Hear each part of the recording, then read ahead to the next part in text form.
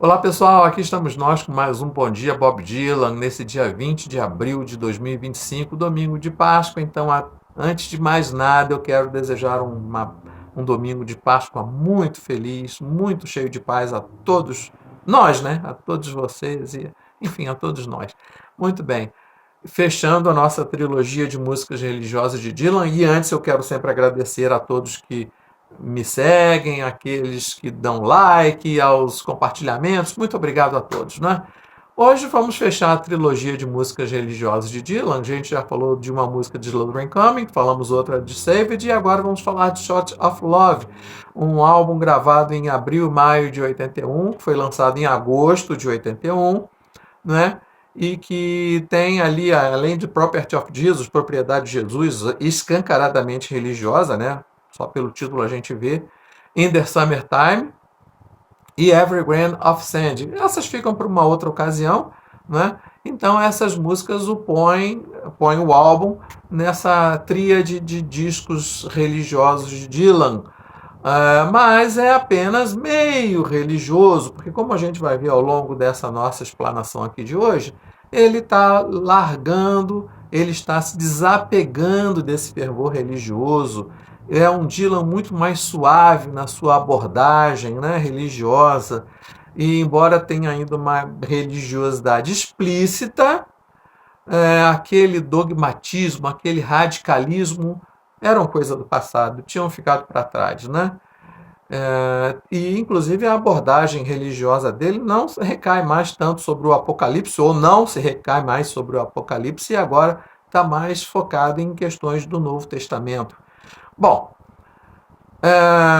então, mas o que ocasionou isso tudo? Né? O Dylan parou com aquela obsessão dele de shows com o repertório 100% religioso lá por volta de novembro de 80, né?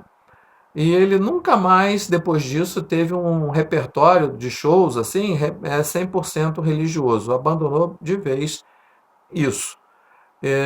E o que pode ter provocado essa nova metamorfose em Bob Dylan? Bom, muitas coisas. Não menos, não tão importante, creio eu, mas que certamente tem alguma influência, que o próprio Lennon foi assassinado por um fanático em dezembro de 80, e isso deixou o Dylan muito abalado. Deixou o Dylan abalado, cheio de minhocas na cabeça, não é? E, enfim. Mas aí, vida que segue. Estava numa turnê europeia, isso já em 81, o assassinato de Lennon foi em dezembro de 80, nos primeiros meses de 81, ele estava encerrando a turnê europeia quando iria começar a gravação do Shot of Love em abril, né? E nos últimos dias da turnê europeia, em Avignon, na França, o que acontece? Um rapaz, durante o show, exatamente no momento em que ele estava começando a interpretar Saved, cai sobre os cabos de energia e morre eletrocutado na hora. Acaba a luz, fica aquele tumulto, aquela confusão, aquela correria, e o que acontece em seguida? Uma menina que estava nos assentos mais elevados, né? Eu imagino que seja tipo um mezanino, também cai e essa menina também morre. Duas mortes trágicas. Bom, Saved já foi deixada de lado, colocada para escanteio, né? Ele ficou bastante também abalado com isso. Nunca mais depois desse, só muitos anos depois ele voltou a tocar Saved, né? E tá bom, gravou o disco Shot of Love, ok. O que acontece no final do ano de 81? Réveillon, 81, beleza.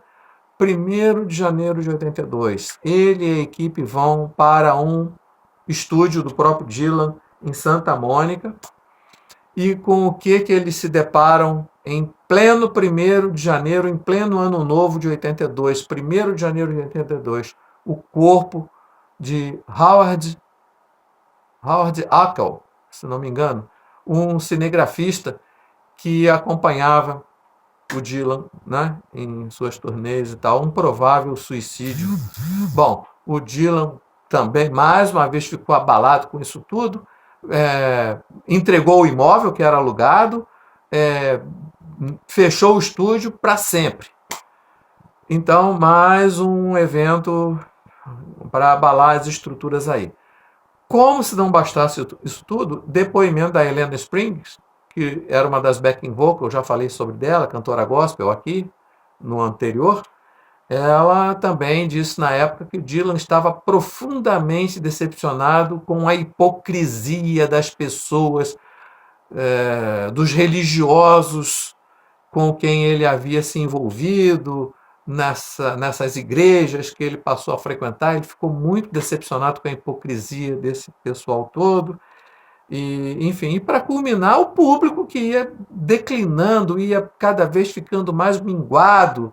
E as pregações do Dylan, os sermões de Dylan, se não tivesse público para ouvir, quem é que os sermões deles, os sermões dele, Dylan salvariam quem, né? Se não houvesse público, né? Então ele acabou fazendo tudo isso, fez ele realmente rever os, o seu, a sua trajetória. Ele percebeu que sua vida e sua carreira estavam meio que saindo dos trilhos.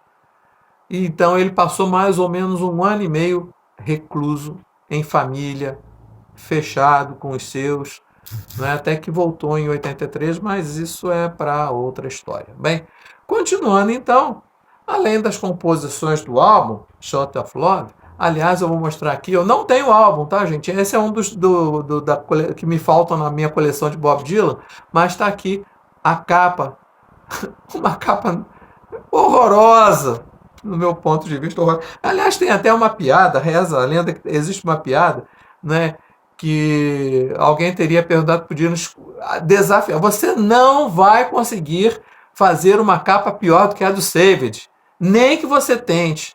Aí o Dylan, você quer apostar que eu consigo? Então, reza a lenda que existe essa piada tão feia, despropositada, que é essa capa de Shot of Love. Bom, mas essa a gravadora não mudou não, que eu saiba ficou só essa mesmo. Então, o Shot of Love, embora sempre o Dylan sempre nadando de braçada no Reino Unido, foi 6º lugar, né? Mas nos Estados Unidos foi um fracasso, não ficou nem em top 30. E os críticos atribuem isso, os estudiosos, perdoem, os críticos não, os estudiosos atribuem isso a 3 fatores. Primeiro, os críticos, que embora, como eu disse lá atrás, o Dylan em Shot of Love estivesse mais suave na sua abordagem, os críticos viram Shot of Love como se fosse Saved, com o mesmo radicalismo, com o mesmo fervor, e não era. Então eles trataram Shot of Love como se fosse Saved e eram coisas diferentes. Então houve uma certa implicância aí. Bom, segundo, e ninguém sabe explicar por quê, Dylan deixou de fora 3 lindíssimas canções, eu não vou dizer o nome delas, mas outro dia eu falo delas aqui. 3 lindíssimas canções que eram para fazer parte de Shot of Love e não fizeram, só foram lançadas tempos depois, que se tivessem feito parte de Shot of Love seria um disco magistral. E acabou sendo apenas um filme bom, alguns mais bondosos dizem que é muito bom, enfim, certamente não é uma obra-prima. E para encerrar, para finalizar, a péssima qualidade de som por causa das manias do Bob Dylan, que não usava playback, não gravava mais do que 3 vezes a mesma música, e exigia que sempre fosse ao vivo, né? Então tudo isso deu uma qualidade de som ruim, enfim. E o Saved, então, acabou sendo essa página não muito elogiável na discografia de Dylan. Quem gravou? Bom, Chris Hind,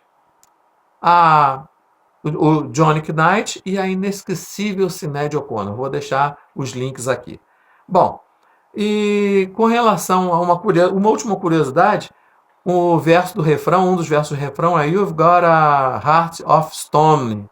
Referência, dizem, ao Stone Mick Jagger, que teria feito severas críticas a essa postura religiosa de Dylan. Teria sido uma resposta de Dylan a ele. Gente, muito obrigado pela atenção. Semana que vem a gente tem mais um Bom Dia Bob Dylan. Até lá!